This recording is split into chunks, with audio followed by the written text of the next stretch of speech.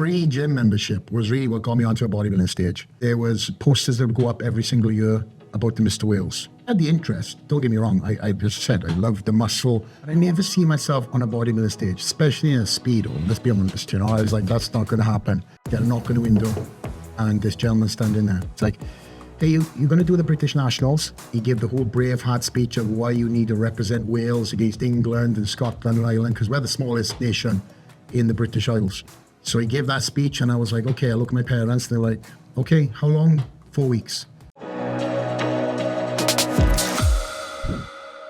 Welcome to In Search of Excellence, where we meet entrepreneurs, CEOs, entertainers, athletes, motivational speakers, and trailblazers of excellence with incredible stories from all walks of life. My name is Randall Kaplan. I'm a serial entrepreneur, venture capitalist, and the host of In Search of Excellence, which I started to motivate and inspire us to achieve excellence in all areas of our lives. My guest today is the incredible Flex Lewis. Flex is a serial entrepreneur, coach, motivational speaker, and is one of the greatest bodybuilders of all time who has won 7 consecutive Mr. Olympia titles. He's also the co-owner of Arsenal Strength Gym Equipment, the fastest growing fitness equipment company in the world, and the owner of the famous Dragon's Lair workout gym in Las Vegas. Flex, true pleasure to have you on my show. Welcome to In Search of Excellence. My pleasure. Good to finally pull this off. Super psyched to be here. Yes. So you grew up in a working class town of Lanelli, Wales. Yes, sir. One of 5 children. Your mom was a nurse who had some health problems. Your dad worked in the steel industry for 45 years. Can you tell us about your mom's not being able to work due to some health issues, and your dad's double shifts as well? Well, you've done the prep for this, I see. Firstly, came from very humble upbringings. Blue-collar town. As you mentioned, my father was in steel, my grandfather was in coal. My mum was a nurse, unfortunately disabled later on in life. So I grew up in a very loving household, but yet from a very young age, I knew that if I wanted something, I really had to go out and earn it myself. And that's the mentality that's really kind of stuck with me throughout my life. You were motivated as a kid, and at some point you told your parents you want to be a millionaire. How'd that go down? Again, coming from the small town that I came from, there was not many people that, it was nobody that we knew there was a millionaires. No millionaires? No, I mean, people so did you read about it? Did you read Forbes back in that blue-collar time? Good question. Let me think. American culture was very big in the UK. And obviously you get to see everything on TV, and that was the allure. And obviously there's things on there that I wanted as a kid.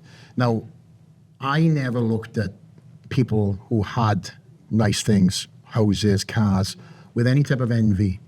I wanted to know how they done it and how I could achieve getting that, whatever it was. And then again, success is chased from whatever avenue. So my mentality to going out and putting my hat back to front and going after things, like I said, came from a very young age. But the mentality of wanting to be better myself, I couldn't even tell you where that came from, but I knew from a very young age that I knew that I was going to be much bigger than the town that I came from. Was it your dad working double shifts, and your mom, after she was able to work, she's home taking care of you, and just seeing your dad working by the hour, tired, sleeping during the day when he come home at 6 in the morning? And just exhausted, right? My father worked what's called continental shifts. So he'd work 1 week nights, 1 week mornings, 1 week afternoons. So his body clock was all over the place. Yeah. But yet he never missed a rugby game, never missed any type of coaching. He was my coach as well for rugby. And my mum was always there, always present. But the mentality of trying to demand like a chase on life, whether it was monetary, whatever else, was really to change my family. And I'm sure we'll speak about this more later on in the episode, but my goal was, when I got into anything I've ever done, was to not only better myself, but then create the opportunity to better my family. So that was one of my biggest drives, even to this day. Lanelli, one of the most famous rugby towns in the world. You grew up in rugby. Your grandfather, your dad was a semi-professional coach. Your mom was the team manager. So how old were you? And did you just get into it? Your brother played as well. Yeah. One of your younger brothers. Absolutely. Yeah. When you're born in Wales, you get born with a rugby ball in your hand. So it was a natural progression for me to find myself chasing what I thought was going to be my end cap, my professional sport, which is rugby. So at a very young age, 6, I started playing. I got my nickname Flex from that at a very young age. Your real name is James. I don't think a lot of people know that. Yeah. And if you speak to TSA, it's Stephen, because my middle name is James, so I go by all okay. Yeah, I got many different names. Who calls you that? Your mom call you that before she passed away? You know, she's angry at you? My mother's still around. Oh, your mom's still around? Yeah, Okay. she's still, but she, the only people that call me James are my family, but if they're at the Olympia, they will call me Flex. Okay. But that's kind of something that's personal. Like James to me is, I only hear that when I'm with family. My wife calls me James, but then when she refers to me, it's Flex. Right. So there's a dynamic we play. But Stephen is the name that I'll hear when I do any type of government official stuff, because it's Stephen James Lewis is my full name. But Flex has been my name and has been throughout school. All the teachers call me Flex. And when I got into bodybuilding, of course, there's another great bodybuilder called Flex. And I had to fight that too when I got into bodybuilding. So I feel like I've managed to carve my own path outside of the legacy that the other Flex created. But again, I didn't come into this sport and call myself Flex. I was already called Flex way before I even put a posing pair of trunks on. It's a Hall of Fame name. You know, I always say to people, I have a friend named Tony Ferrari. I mean, that's Great name. I mean, like that's one of the greatest names ever. Great name. He's at one of our portfolio companies, co-founder named Shani Darden. So shout out to one of our portfolio companies. It's a women makeup company, sell one of the number one retinol products in the United States. So gotta plug one of my. You gotta plug any. Yeah. I love plugging all my friends and anybody I'm around with. I love putting people on a pedestal, shall I say, more than myself in many cases. So plug away. So you got 5 kids in your family, 2 younger brothers, and you're the older one. Yeah. A lot of pressure on you growing up. Talk about that. Yeah, I felt that pressure from a very young age. And I think that pressure, it can do one or two things, right? It can make you or break you.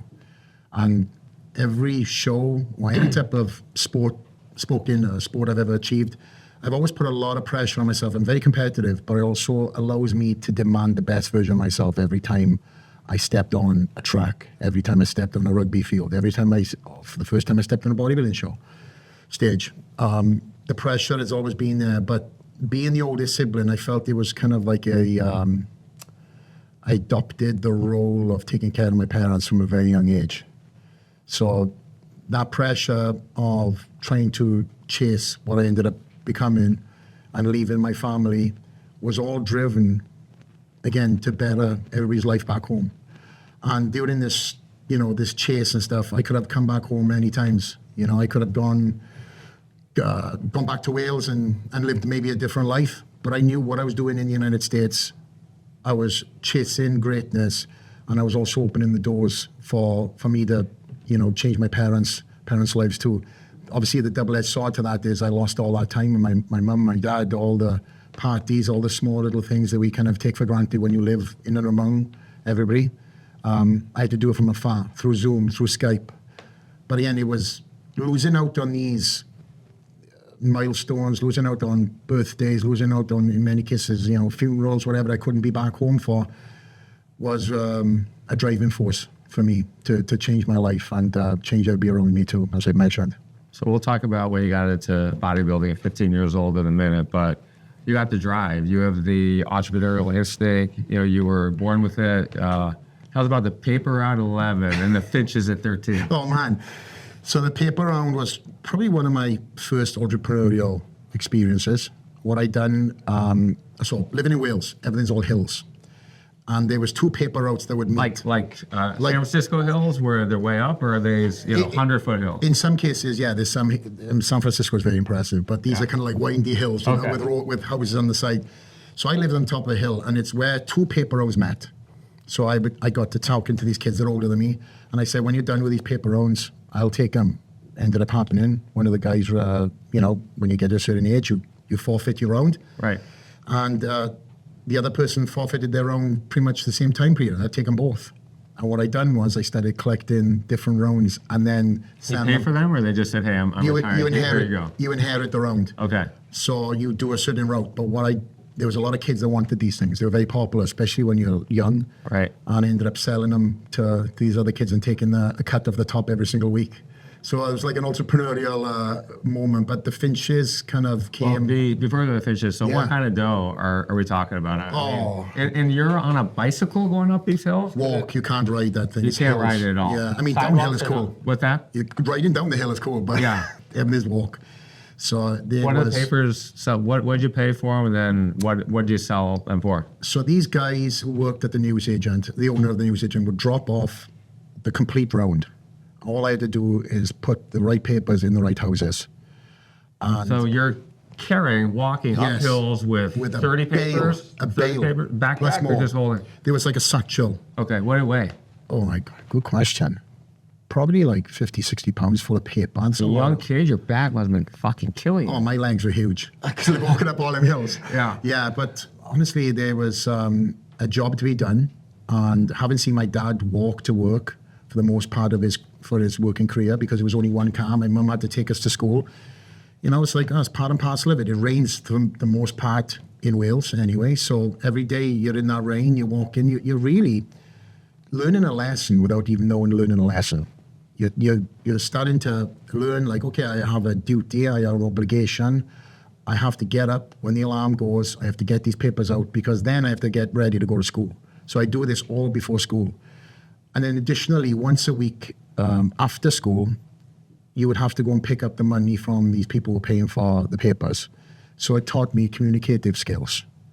And me being, 11 years the old. lad, Jack the lad, amongst close rugby circles, I was, chatty Cathy, whatever else. But then it taught me to talk to a different audience, an older audience. So I had to kind of find what at the right level. So you start building rapport with people. You start being, the face that they all love. And obviously tips resemble that every week then, a lot of older people kind of, I got a little bit of a cheeky charm, I guess, that people can fall in love with.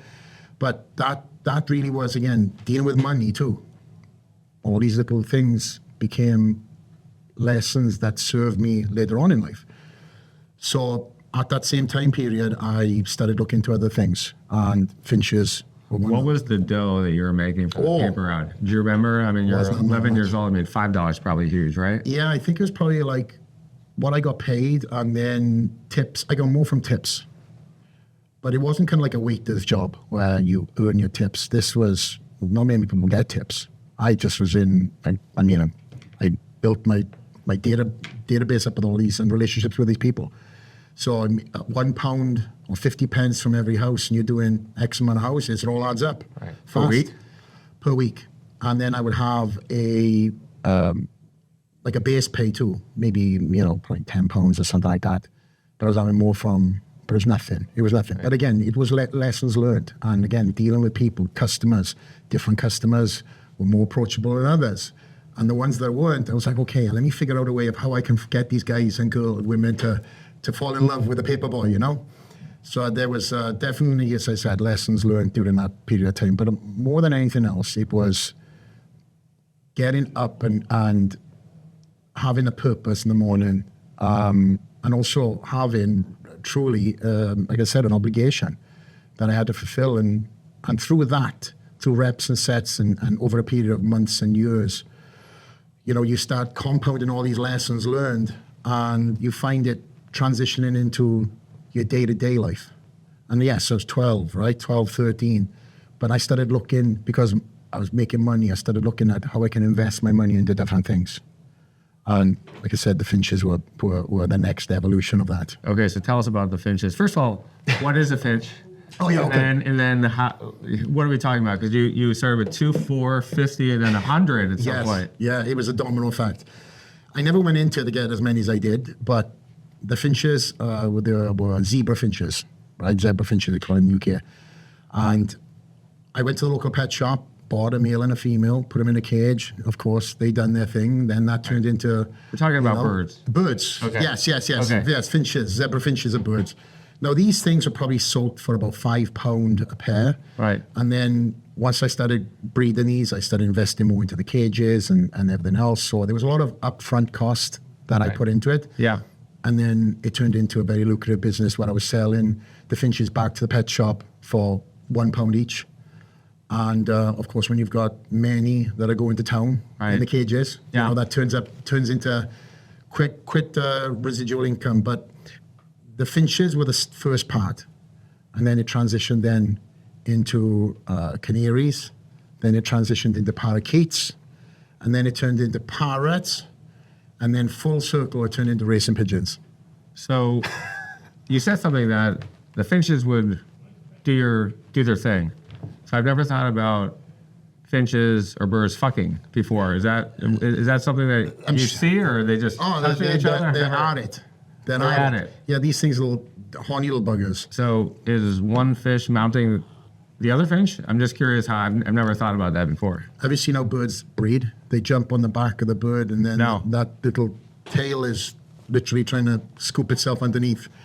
So it's I'm sure there's some sort of smut page out there with bird breeding. I'm sure you can find it. But no, there's different, obviously birds, different breeding styles. And then some birds take years to court, and then they'll end up breeding. So see it as like, you go through a honeymoon stage, Right. they get engaged, they get married, they have kids. That's how parrots are. That's why they're so expensive, because sometimes it takes years to get their first clutch. With finches, I mean, you could put a female and a male in together with the same cage, and they're like at it within an hour. Yeah, they realize that, okay, this is a nest. They go straight into the, what their DNA is, and that's to breed and nurture and then fledge, and then they're on to the next clutch. So I think in some businesses that we think about, we start businesses, we sell businesses, but we think about being different. Yep. Right? And you just do the same thing, you're going to have mediocre results. That's the exact definition of mediocre. Absolutely. So you started a moving company. Yes. And you did things totally different than everybody else. You had these bulky, massive dudes like you. I mean, you were not a thin guy. I mean, when I was younger, I was tall. I was short, thin as a rail, and didn't have the same physique as I had when I got in my 20s or 30s. But tell us what you did and how important is being different and when you start a new business to your success. Absolutely. So during that time period that I was getting into the birds, I was also now powerlifting. I started training in my first gym. So I built At 15, but we'll get to that. Yes. And again, I'll answer the question, but kind of give little tidbits. So I'd already developed a physique. And obviously I was training for the powerlifting, doing a little bit of bodybuilding stuff. When I started up my first company, which was the moving company, it was in college. And again, same kind of small town mentality. It's not going to work. You don't know what you're doing. People told you that. Absolutely. The haters and the naysayers who don't have the same drive or motivation as you have. It's amazing to me that I've had that so much throughout my life, where people have said, "Oh, do you know what you're doing?" If I didn't, I wouldn't be committing myself. You wouldn't know if I wasn't confident in me doing what I was doing. That's the only reason why you know about what I'm doing, right? Does that make sense? Yeah. So they were like, "Oh, I don't know, it's too late. Oh, I don't know," and again, that transitioned into me coming to America. But the same people said, "Oh, it's big and risky, and oh, you don't know what you're doing." And maybe I didn't, but I was willing to take the risk. And what I went through and the due diligence that I'd done in my small little town, moving companies, the traditional moving company is very big. The van, I'm sorry. So you'd have this big van that turns up, and as it's a small blue-collar town, these houses are fitting maybe a quarter of that van. So I seen this, and I was like, there's a business model here. And using United States, FedEx trucks as an example for me. Obviously, I hadn't been to the United States at that point in time, but again, America is so prevalent on over TVs. I seen the FedEx trucks and the small trucks these guys are in, plus the uniforms. And I was like, wow, that's where I'm going. So I went completely against the grain. I purchased my first van. I had a grant from Prince Trust. Prince Charles is Prince Trust charity. And then I saved my ass off. I sold all my birds and I done all that stuff, but I put everything into this. And I truly believe when you're all into something, you burn the ships. And that's what my mentality was going into me starting my first business. And it took off tenfold. Well, first of all, it was just me in a van, one man in a van. And then I realized soon enough then that I needed somebody else. And then by the end of it, I had 11 employees and vans, and my mother was my receptionist. And I truly built a business that, mentioned earlier, won 3 Young Businessman Awards, Young Businessman of the Year awards, an award of Prince Charles, and I had scholarships for being in business at a young age. But that mentality, I used what I was doing in the gym, physicality, to sell the product off to. So when we would do something with the local community and you get a picture in the paper, it's like all my guys are all, primed, proper, uniform, everybody was big. But what we got our business from was word of mouth. Small town, again, you go the extra mile, which again has transitioned throughout my life, do the small things. And that word of mouth got us pretty much 90-something% of my business. Now I had ads in Yellow Pages talking about my wins, and I won this business, Young Man Business Year Award, and XYZ, but it was word of mouth that really got me. And you move my auntie, or you move my cousin, or you move whoever, right? And having staff then who embodied my morals and my integrity and the language that I wanted to have spoken, so much so as to the P's and Q's of, yes, ma'am, no, sir, where would you like this? Absolutely no problem. Go in the extra mile, right? Transition this, skyrocket us in the business in the small town. So much so that I was turning down so much work because it was just me and my crew. So when I got into the bodybuilding, that's the next transition. I don't know if you want to talk about that. Yeah. It was really during my second year of having my company, and I started competing whilst moving people. Horrendous. When you're on low carbs and you're basically eating from a Tupperware box in the van and you're digging deep, I won every one of my amateur shows whilst I had my company, and I was moving 2 to 3 people a day. And I was exhausted, absolutely exhausted. But when I walked into that house, that alter ego, whatever you want to call it, that switch, I was in mode. If somebody wanted something moved that originally wanted it downstairs and wanted it back up on the 3rd floor, for example, no problem. And if they decided to put it back down, no problem. The rule of thumb was you only could swear and moan when you were in the van and we're driving away. And suffice to say, during that period of time, I was able to scale not only what I was doing on the amateur stage, I was able to scale my businesses, but also combine both. So anytime I had press regarding my Mr. Universe win or European win, whatever it would be, I made sure that the business also had its own love and mention too, because truly it was part of the element, right? I was able to win these shows whilst basically being a full-time entrepreneur, businessman. Let's back up a little bit. 12 years old. You have an aunt. Yes. Who's a nurse, and she goes to the UK somewhere. Tell us about your aunt, your grandparents' visit, and the Quadfather. Not the Godfather, the Quadfather. So I was a very active young kid, and that's an understatement. I was into everything, and I would have weekends away at my grandparents. I think it was more of a relief for my parents, with my brothers as well, for me to go out the house as a wild child. And I'd go to my parents' house and my grandparents' house, and different environment, different atmosphere. My grandparents were like extended parents of mine, but of course I had, the novelty of having them making me cups of tea, and you know what I mean. It was the small little things. So living every weekend at my grandparents' house, I would rummage through the bookshelves and see what I could find. My auntie used to live in that house. She was living in London now at the time, but she would come back, bring some of her stuff back, and one of these things that she brought back was a book.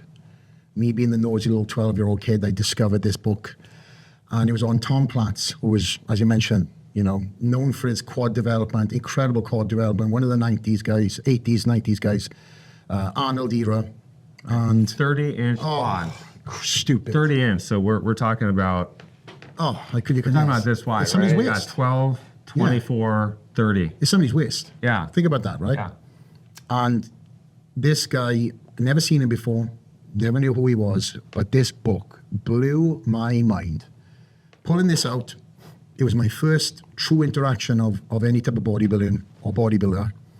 And I would go through this book back and front, I'd put it in, and I'd pull it back out, I'd read it again.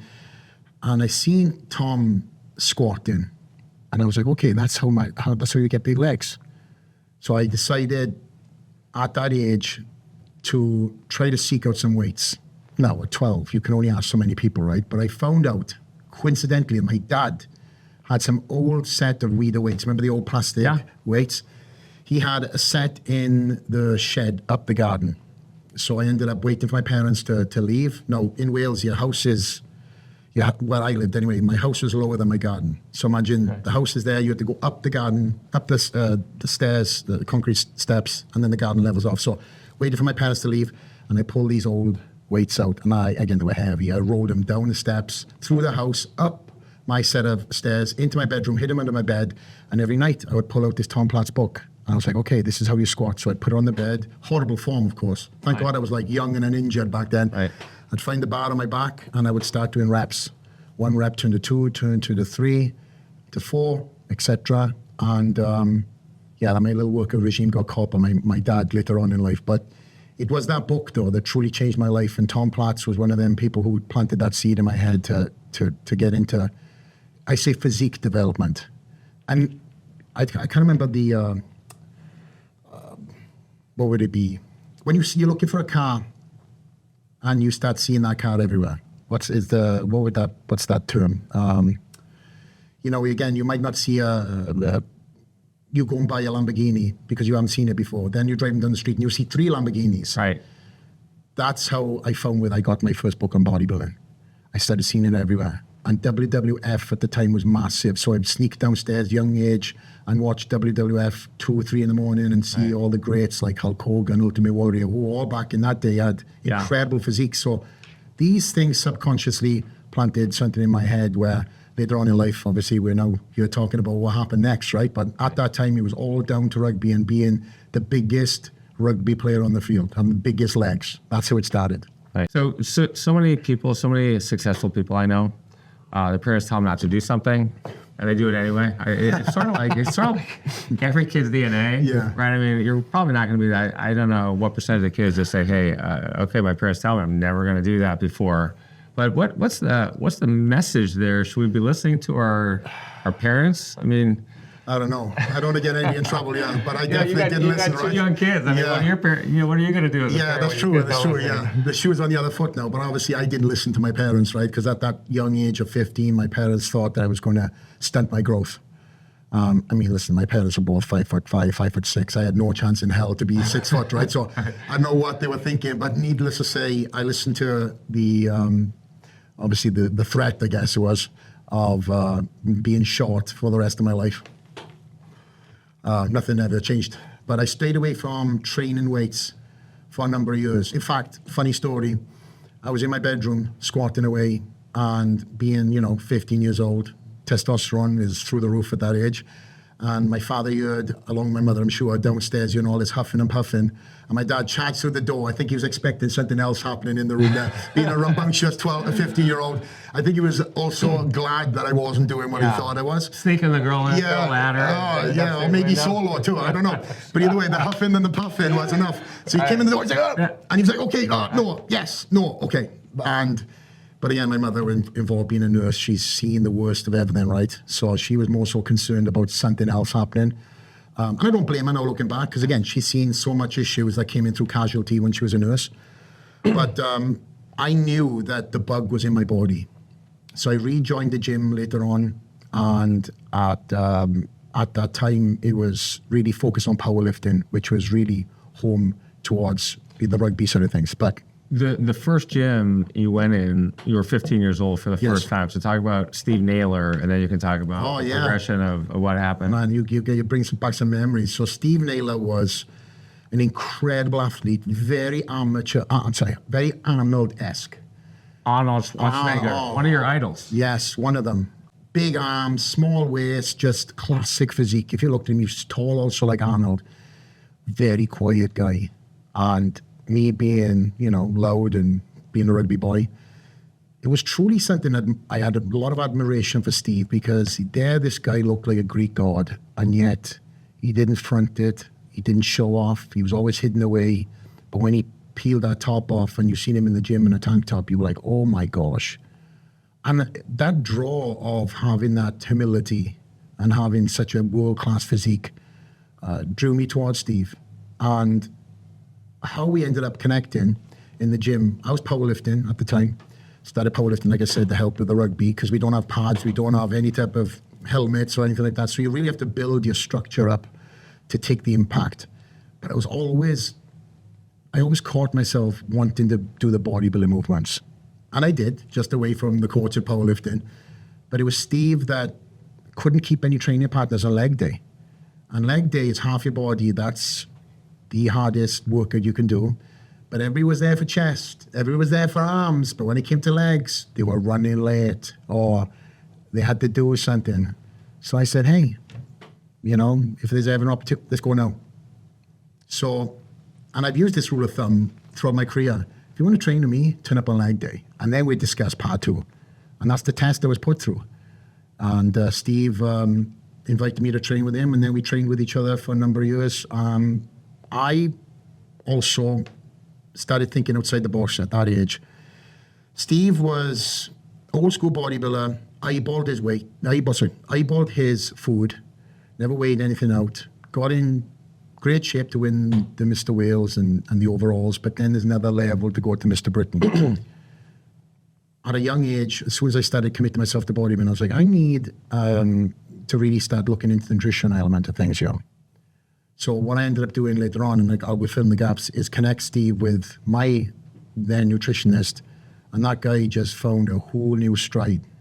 So what I done was, and I've also found myself being this guy too, surrounding myself with young athletes.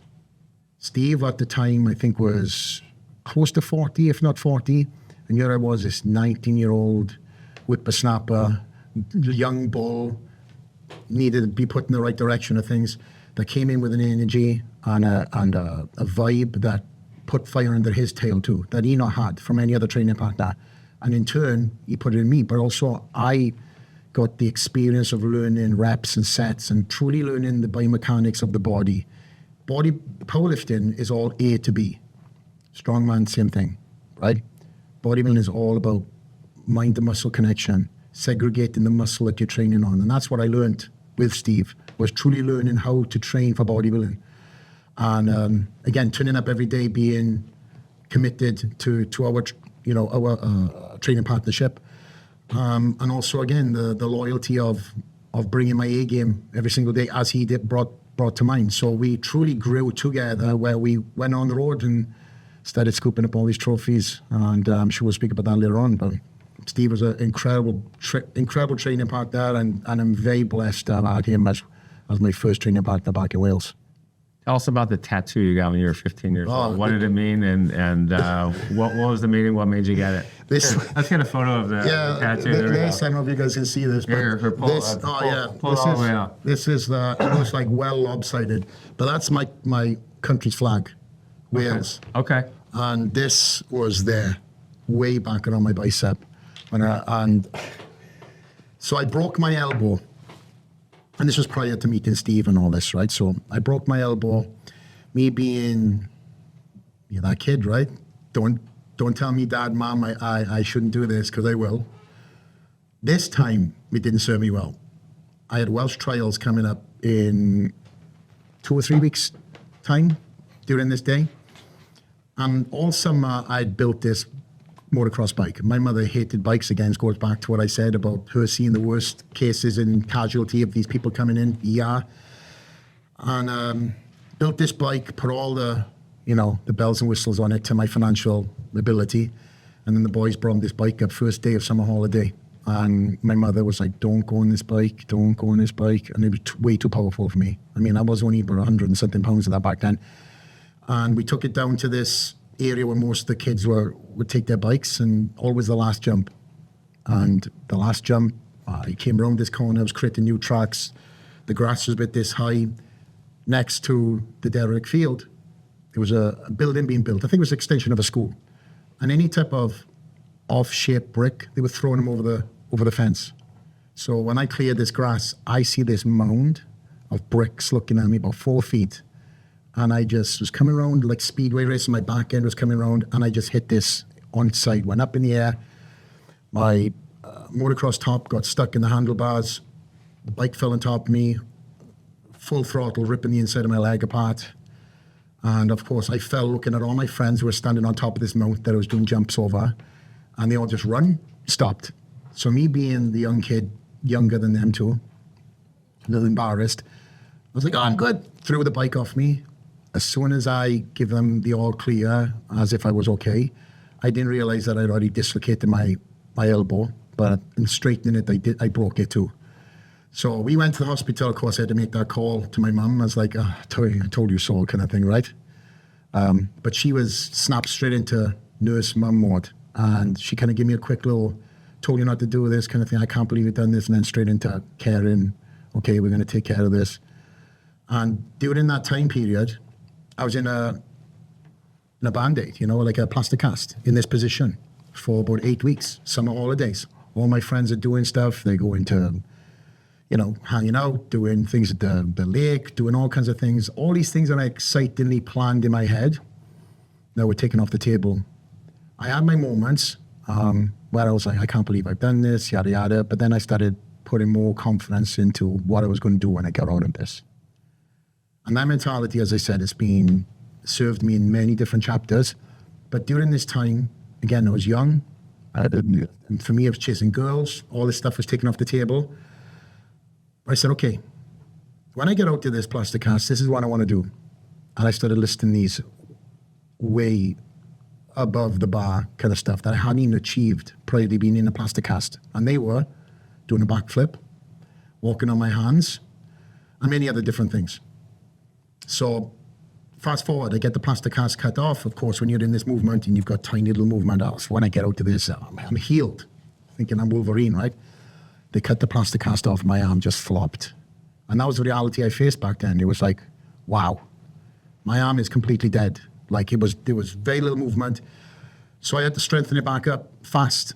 And there was no rehab therapy or any type of therapist telling me, this is where you need to start.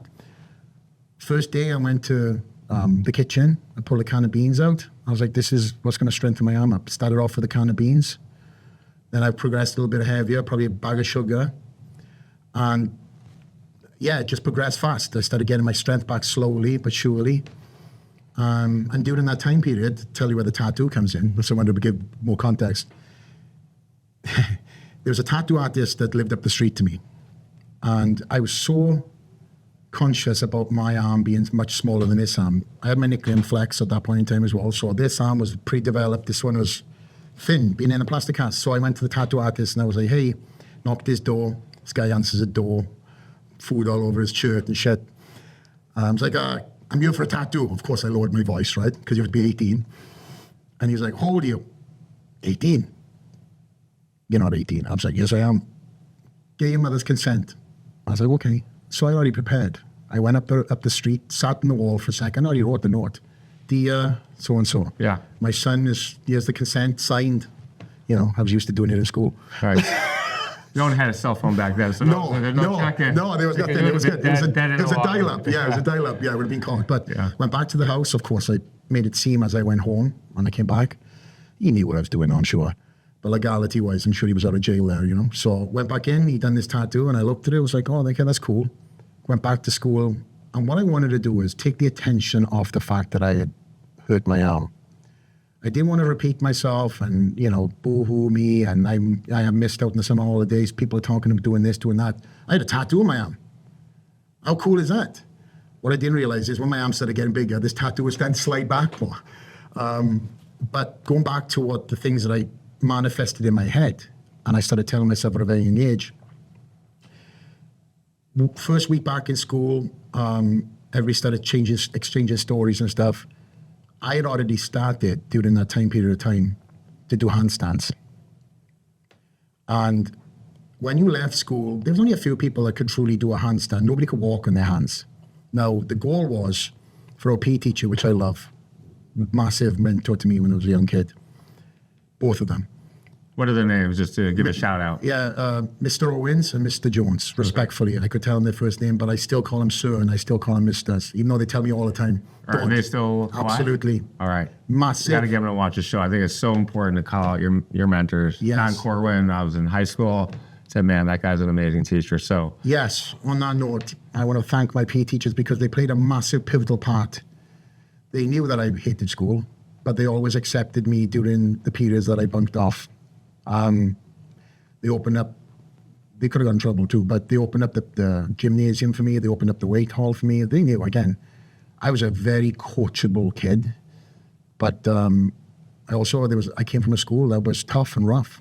So I fell into the distracted kids group, not knowing later on that I had dyslexia or ADHD. That was what I was told first week in college. But I was labeled stupid. And they use them terms in the UK. You're stupid, bro. You're a stupid kid. Get to the back. Don't be stupid. You're acting stupid. You're going to be in jail or the army. That's what they brain train you for in them public schools. When I was in school. By the way, that's so fucked up. It's fucked up. It's no. Nothing can be worse as a young kid. I mean, the four most important words I think in our language are "I believe in you," and here they're saying "I don't believe in you." Yeah. I mean, and you're young. Yeah. And it's hard not to believe it. And you be conditioned not to believe it, because once you have many setbacks and it keeps repeating itself, you then say, "Well, this is my path." My brother happened to my brother. Just speaking hypothetically. We had my brother. My brother ended up, working in the local steel factory or went to the army or whatever else. And there's nothing wrong with that. But when you don't speak big as a teacher, you're not teaching. Yeah. You're already creating the parameters for them kids by saying, like, your only opportunity is this and this. And for me, I added in the element of, well, I'm going to be a professional, I thought, rugby player, right?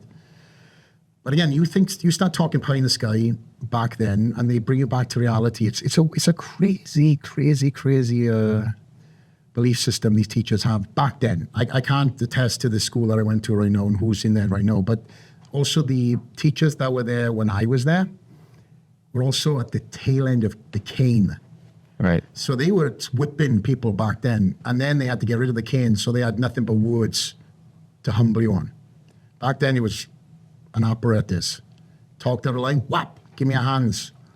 Whatever else they used to hit you with. It's crazy to think about, by the way, in today's world, right? I mean... Wild, I know. Yeah. But some of these guys, obviously they play God, right? So they love just...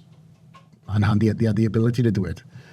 But anyway, but them teachers were there, and their mentalities were so skewed. Whether it's because they never made it, but they spoke it into existence through these kids. And I was one of them kids.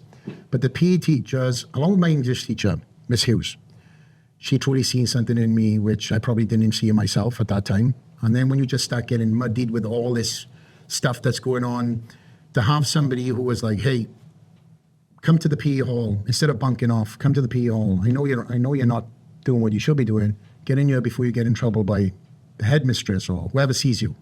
I see you, you're under my control, and you're working. You're not doing anything bad. You're actually being progressive with your time. So I would do gymnastic stuff. I did gymnastics, rugby, whatever, and a little bit of weights later on. But these teachers truly showed me skills that I never had and put time into me. They were giving up their lunch times to help a lot of these kids out. And I thought that was so commendable, because these guys don't get paid much money as teachers back then. And I'm sure they don't now, no. But talking about one of my first week back in school, the class then kind of in the PE department said, okay, what have you guys been working on throughout the summer? And nobody works on anything. Nobody's been working on speed drills. Nobody's been doing anything. They've just been messing around. So I was coming obviously off the injury. But during that time period, I said, I'm going to do a handstand. And to tell you that story, I was so adamant I was going to do this handstand. But this is where my mentality comes in, right? And the analogies of life. The first time I done it, failed. Hurt my arm. My mother was like, what are you doing? You're going to be back in hospital. Mom, I'm going to be fine. Handstanding against the wall. Fail. Handstanding against the wall. Fail. Fail. Fail. Caught it. Half a second. Glimmer of hope. Back in again. Handstanding against the wall. Caught it. 1 second. And then I kept doing that over and over again until I caught it against the wall for a time period of time. It's just a small period of time, sorry. Then the next thing is you take the training wheels off, take the wall away. And I started handstanding by my own. Again, this was a little sore, but I knew that through reps and sets it was strengthening up. But again, to the dismay of my mother and father, they were like, you are crazy. You are going to be back in this now. You've got to be training for the second rerun of the Welsh trials that were coming back up. I said, don't worry, I'll be good. Of course, I was doing this out of mind, out of sight, out of mind, as the saying is. But when I got back to that school that first week, they said, okay, who can do handstands? You see all these guys kind of like trying to pick up where they left off, and obviously progressed worse because they just don't have the agility that they had once, or the dexterity. And I walked the entire gymnasium floor, up and back. And everybody was like, bro, you're in a plaster cast. You like what? I was like, yeah, bro, I was working in silence. And again, these things that I started doing as a very young age, I didn't realize that these were lessons that I was teaching myself. Working in silence is what I've done a lot of the time, until it gets seen. And that day it was seen by my class. And it also assured me that when you're prepared to work, when you have every excuse not to, you can achieve such incredible things. And my goal was to do what I done and achieve it, so then I can tick that off and move on to the next. How great did that feel when everyone's sitting there watching? Well, I think it made up for all the lost stories of all what I missed out on the summer holidays. Definitely. Yeah, it was. I think everybody was like, "What the heck? What have you been doing? Been rehabbing?" Again, my goal was to get back on the rugby field. The gym, the handstand and the walking on my hands, along with the backflip, by the way, didn't forget that part, was something that I had to prove to myself that I could do. I already told the people that I wanted to know what I was doing it. Same thing in life. Anytime I do something, I tell my smallest of circles, so I have accountability. But the accountability wasn't there. The accountability telling my parents are like, don't. But then it goes back to that mentality of like, okay, I'm doing it anyway. So I did. To answer your question, it was a great feeling to know that where I started off with a can of beans, commit to myself to this path of doing a handstand to then being able to walk up and back. I wanted to kind of be like a little bit of an inspiration to the class, not showing off, because that's not me. I've always stayed humble and driven, but also just like, guys, come on, like you can work. You can work on things when you're not being asked to do it. Because back then you have coaches for everything, and the coaches say, okay, I want you to run a lap.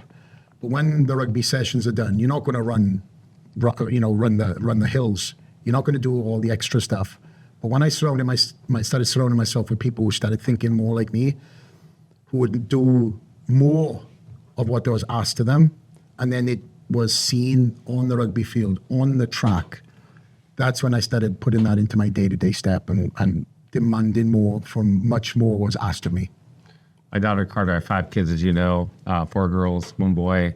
She's 7, she's in the 1st grade, loves being a gymnast. She loves dancing, does ballet, and we have a bar inside the house, inside the house, and working on the handstand now for 6 months.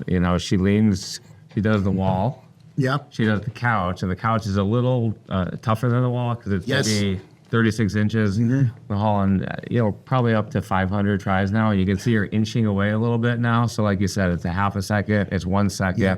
Her max is 2 seconds. It's going to be so amazing for her as a proud 7-year-old to be able to do that. And it's fun as a dad watching your kid progress. Mm-hmm. Maybe it'll take her 800 times, but she's going to get it. And as parents, even on the ones that she fails immediately, you want to give them positive reinforcement. Absolutely. Carter, that's amazing. Yeah. And she'll keep going. I mean, she'll go, 20 times in a row. Mm-hmm. Dad, we hold my feet. It's great. You talk a lot about your parents. A lot of our parents want us to go into certain professions. Yeah. Right? I mean, I'm Jewish, and there's a saying, Jewish parents want to be a doctor or a lawyer. Tell us about your parents' super excitement about you being a bodybuilder, and tell her about the bacon and sausage of your competition. That was powerlifting. So when I did my first powerlifting competition, my mother and father were like, why are you putting so much focus into the powerlifting more than the rugby? Now, granted, at one point in time, it had this transitional period where I was doing both. But then out of season, it was just focusing on the powerlifting. to get strong, to get stronger, and you know, it was a lot of different things. But the first powerlifting meet I ever done, I told my parents about it. Again, I didn't even think it was going to look like it did, but they were cooking bacon and eggs and sausage right behind the lifters in a cafeteria that on most occasions during that day, the smoke was coming into the lifting platform. So my parents went from watching me play in high-level rugby to then coming to see this powerlifting show with kind of like mixed matched chairs, and everybody's huddled in there, and bacon and eggs are being cooked behind the lifters. I'm not gonna lie, it wasn't the proudest of moments to tell my parents, I was like, yeah, I might do this, but I don't know. But when I done the bodybuilding, which was shortly after, and I committed myself to that, they came to the first show with the same mentality. Potentially, I didn't think, I know this, they didn't expect it to be what it was. Now, bodybuilding in South Wales is pretty big. In Wales in general, I don't know what it is about bodybuilding, but we'll always have the local guy. Everybody knew the local guy. You know, he's normally probably worked in the door, right, or whatever, but he was always strong, built. And these guys always would turn up at the Mr. Wales every single year. Whether they won the show was another thing. But everybody knew who Mr. Wales was, or top three. So me committing myself to this show and obviously going through the details, just sticking to the show element, I think my parents came and they were like, oh my gosh, wow, this is crazy. This is in an auditorium, air horns. You know, it was actually in the Royal Princess Theatre in a place called Port Talbot. So there was a Royal Theatre which had balconies, you know, so it was packed out, couldn't get tickets. People were outside trying to get tickets and ask for tickets to come in. You know, when the people were leaving, they were reselling the tickets to get, people in to see the event. And I just remember competing in that show. My parents were like, wow, it's crazy. But this is it, the one and done. You promised us. Because I'd done my own diet. It was living hell. It was horrible. So they were just like, oh, let's just wait for this to end. He goes back into his rugby and he can start eating chocolates again. He's going to be nice. But it wasn't. And I don't know if you wanted to continue with that from there on in, but it was quite the story. Sometimes we do stuff, we say free. Oh my God, it's free. Everything's free. Yeah. So we do crazy stuff because free is not free. So tell us about this gym membership and Neil Hill. So the free gym membership was really what got me onto a bodybuilding stage. I trained in the powerlifters gym. There was posters that would go up every single year about the Mr. Wales. Again, there's people that we knew. I'd been up to see a couple of these shows. I had the interest. Don't get me wrong. I just said I loved the muscle. But I never see myself on a bodybuilding stage, especially in a Speedo. Let's be honest. You know, I was like, that's not going to happen. I'd get ridiculed. About, like the Speedo, you know, you're up there on stage. It's white Speedo? No, okay. You can't. The white is like a no-no. White's off. Okay. Yeah, the tan would be all over it. It would look like you've pooped your pants. Okay. it's bad as it is, Randall, okay? You got a gold medal for the biggest poop. Yeah. Turn around, you got this weird-looking tan stain running coincidentally around your butt crack. No, none of that. White is always out. But yeah, I'm trying to pull myself back into the timeline. But the question was. Sorry, talk about the free gym membership. Yes, free gym. Thank you. Who's had a huge role in your life. Absolutely. So the free gym membership was really me saying to myself, you know what? I don't have no money. This would be a massive aid for me to have this free gym membership. I train here every day. And how hard can this bodybuilding thing be? Again, I didn't conceptualize the fact that I was going to be on stage in the Speedo. I allowed that not to manifest until the tail end. Otherwise, if that was there in the forefront, it probably would have ruined my prep. Right. Because that for me was another hurdle in itself. So I tried to break things up. The diet I got from a Flex magazine. I found this guy's diet and I was like, okay, if he's eating all this food, I'll dissect this and I'll just diet on bare minimum. Not knowing now that what I dieted on for 12 weeks was pretty much known as depletion. Right. Which is next to nothing. I was living hell. I was tired. I was hungry. But I refused to not follow or go off the plan that I had in front of me. That mentality has always been there. But when somebody would suggest, like, hey, when's the last time you had carbs? 2 days ago, oh, I'm a baked potato tomorrow. I was like, okay. And I'd have that baked potato. Just random guys in the gym giving their own advice. I got there. I got to the Mr. Wales. Again, I started watching a lot of VHS videos to prepare me for the posing, and I really put my time into that. But really, that first show, and I'll kind of tell a story within a story, I still that nervous young kid. I still had to walk on stage, no matter what I'd done, how I prepared. When I got to that show and seen all them people in the audience, man, I succumbed with nerves. So I'm backstage nervous, and this older gentleman comes up to me. He's like, "You right, kid?" It's like, yeah, I'm okay. Of course, put the front down. He's like, "It's okay to be nervous. I get nervous too." But you know what I do? I kind of channel into, again, not exactly the words, but I channel into something, and the word alter ego came out. And I heard that. And again, everything else was just context, right? The alter ego element of things. So it was literally 10, 15 minutes before I walked on stage, I heard this advice, and it's been advice that I use to this day. When I walked on stage, I was like, yeah, alter ego. Nobody knows me up there. Outside of the people, obviously, that come to support, but forget them. Everybody doesn't know me, so I went out there, and when you go out and do your, when they bring you out the first time, it's normally a routine that brings you out. So I done my routine to, remember Jamiroquai, Deeper Underground? It was the Godzilla song. Yeah. Like, going deeper underground. But there's a build up to that. So I walked out to this, and then Jamiroquai opens up the song, ow, down, and I hit the shot on that. My training partner, Steve Naylor, who's been training me at this point in time for like a year and a half, comes backstage, he's like, "Flex, some kid just went out there. You've got to go all out, leave it all out there." And I'm like, "Oh, what do you mean, what kid? Before me?" He's like, "No, he just came off." I said, "That was me, Steve." Everybody couldn't, oh, I had a goosebumps. People couldn't believe that I turned into that guy on stage, and I left it all out there. No, I done the show, I won the show, I'm walking back to the car with my parents, big bag of chocolates. My college friends came, and they knew I loved chocolates. I hadn't eaten it for 12 weeks. So they put this huge sack, like a Christmas sack, together. All I wanted to do was drink. All I wanted to do was like drink Lucozade or Gatorade. Last thing I wanted to do was eat chocolate. So I was trying to force myself to eat chocolate. Obviously the next day is different, but you're just so dehydrated, you're so tired. Get a knock on the window, and this gentleman standing there, head judge. And I said, he went down the window, my parents are in the front seat. He's like, "Hey, you're going to do the British Nationals?" I was like, "Yeah," respectfully. I said, "I know who you are. Thank you, for all you've done, and thank you for the judging today." And I don't know, I don't think so. I said, "It's been a tough prep. I've done my own diet." He asked some questions, and he offered to help me.